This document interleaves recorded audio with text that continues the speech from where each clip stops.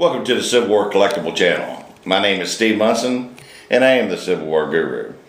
And today we have in here for our evaluation is a wonderful medical officer's sword. These swords are my favorites. This is what they call a model 1840 because they were introduced in the Mexican War period.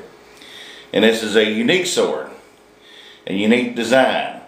You see a lot of CDVs and tintypes and ambrotypes with the medical officers carrying these particular swords.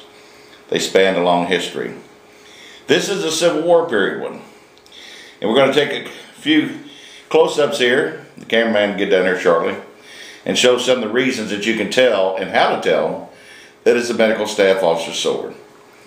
If we look at the handle here, I'm going to run my little pointer out here. On the shield here, you'll see the M and the S. That's medical service. It's marked there.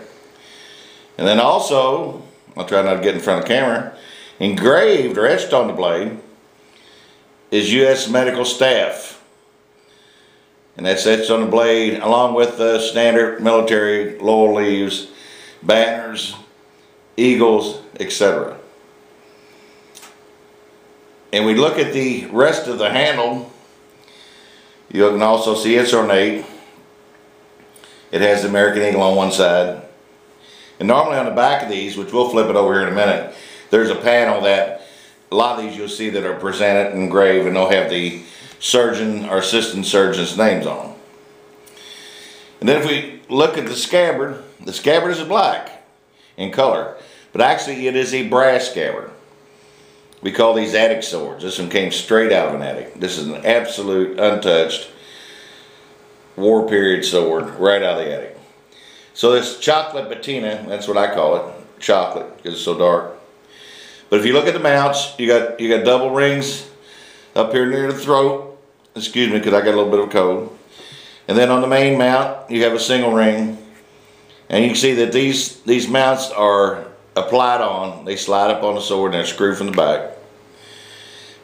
And they're really ornate. So this is a unique sword. And again, when you're looking at the photographs, the old CDVs and the tintypes and Ambrose, and you see this particular sword, you know that guy was medical staff. The only other branch of the service that had a sword similar to this was the paymasters or pay department sword. And up on the guard it'll have the PD. So these stand out, and if you're looking through the Civil War history books, you see these swords, you know it's a medical officer. So it's a wonderful piece of Americana, wonderful piece of history. These things are sought after because of their rarity, and they are rare. And they continue to make these swords after the war, which will have a smaller blade. This one has a nice little oval blade on it, got a little high pitch on it. And the post-war ones, and this is real easy to tell, they'll have a diamond-shaped blade. It'll have a high ridge in the middle, and those are all post-war because they carried this style up until the Spanish-American War. But this is again, wonderful piece of history. I'm not going to repeat myself. And we're going to throw an appraisal on this sword today.